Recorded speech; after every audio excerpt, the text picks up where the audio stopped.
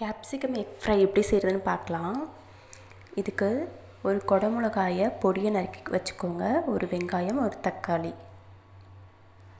First பேனில் oil நல்லா heat ஆனதுக்கப்புறமா கொஞ்சமாக கடுகு உளுந்தம் பருப்பு ஆட் பண்ணிக்கலாம். இது கூடவே கொஞ்சம் ஜீரகம் ஆட் பண்ணிக்கலாம். இது நல்லா பொரிஞ்சதுக்கப்புறமா கருவேப்பிலை ஆட் பண்ணிக்கலாம்.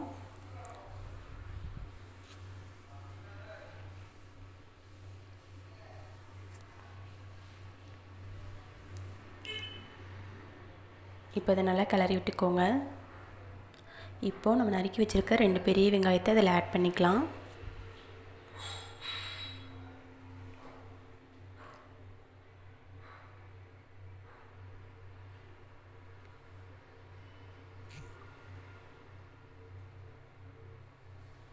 ஆட் பண்ணிவிட்டு நல்லா இதை கிளறி விடுங்க.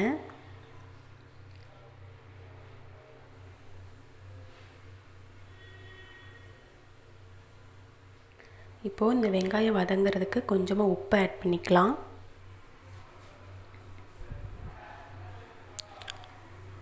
உப்பு ஆட் பண்ணிவிட்டு நல்லா கிளறி விட்டுக்கலாம். இப்போது இஞ்சியும் பூண்டு கொஞ்சமாக நச்சு வச்சுருக்கேன், தட்டி அதை ஆட் பண்ணிக்கலாம். ஆட் பண்ணிவிட்டு அதோட பச்சை ஸ்மெல் போகிற வரைக்கும் நல்லா வதக்கி விட்டுக்கோங்க.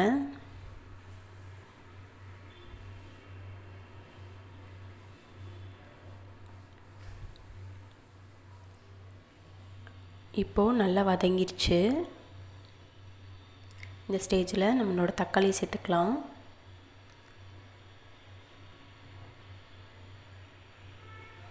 இப்போ தக்காளி வதங்கிறதுக்கு கொஞ்சமாக மஞ்சத்தூள் ஆட் பண்ணி வதக்குனீங்க அப்படின்னா தக்காளி சீக்கிரமே வதங்கிடும்.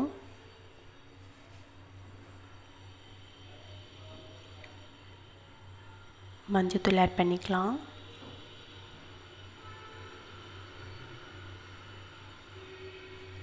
இப்போ இதை நல்லா வதக்கி விட்டுக்கலாம்.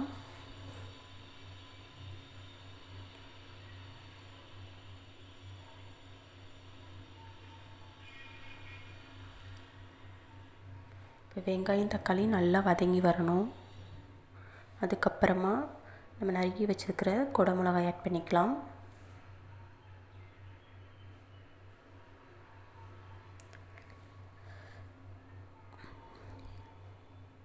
இப்போ இதை நல்லா கிளறி விட்டுட்டு இப்போ நம்ம ஆல்ரெடி வெங்காயத்தில் சால்ட் ஆட் பண்ணியிருக்கோம். இப்போ மிளகாக்கு தேவையான அளவுக்கு கொஞ்சமாக சால்ட் ஆட் பண்ணிக்கோங்க.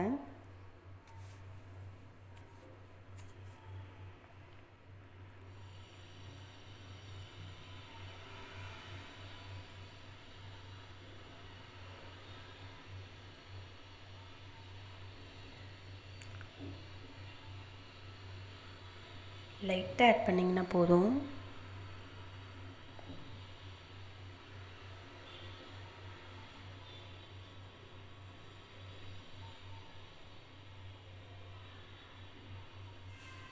இப்போது கரம் மசாலா ஒரு 1/4 டீஸ்பூன் ஆட் பண்ணிக்கலாம்.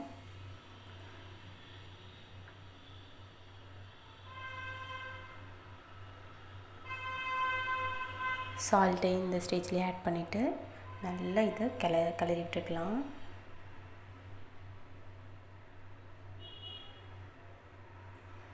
இப்போ இந்த மசாலோட பச்சை வாசனை நல்லா போகிற வரைக்கும் நல்லா வதங்கணும்.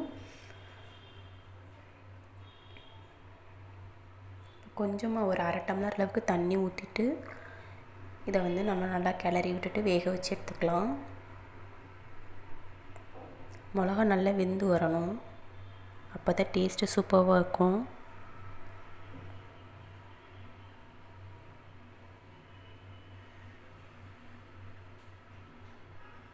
இப்போது இதை ஒரு மூடி போட்டு மூடி வச்சிடலாம். ஒரு 5 மினிட்ஸ் கழித்து ஓப்பன் பண்ணி பார்க்கலாம். இப்போ 5 மினிட்ஸ் ஆயிடுச்சு. இப்போ பாருங்கள் நல்லா வதங்கி வந்துடுச்சு. நல்லா மிளகாலாம் நல்லா வெந்துருச்சு. இப்போது நம்ம எக்கு இதில் ஆட் பண்ணிக்கலாம்.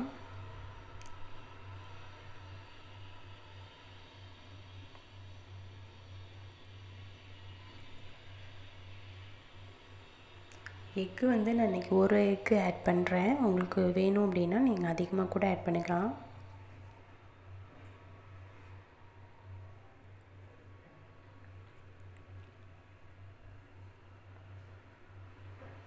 இப்போது ஒரு பாத்திரத்தில் எக்கை ஆட் பண்ணிவிட்டு நல்லா அதை அடித்து விட்டுக்கலாம், பீட் பண்ணி எடுத்துக்கலாம்.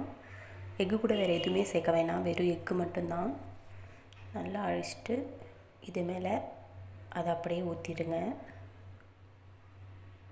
இப்போ இது நம்ம ஆல்ரெடி வந்து கரம் மசாலா ஆட் பண்ணியிருக்கோம். இப்போ கொஞ்சமாக பெப்பர் மட்டும் ஆட் பண்ணிக்கலாம்.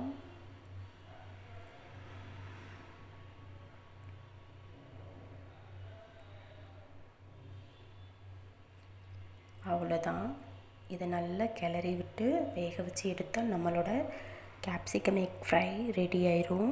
இது நீங்கள் சப்பாத்தி, சாப்பாடு எது கூட வேணாலும் சைட் டிஷ்ஷாக யூஸ் பண்ணிக்கலாம். சூப்பராக இருக்கும். கண்டிப்பாக ட்ரை பண்ணி பாருங்கள். எப்படி இருக்குன்னு கமெண்ட் பண்ணுங்கள்.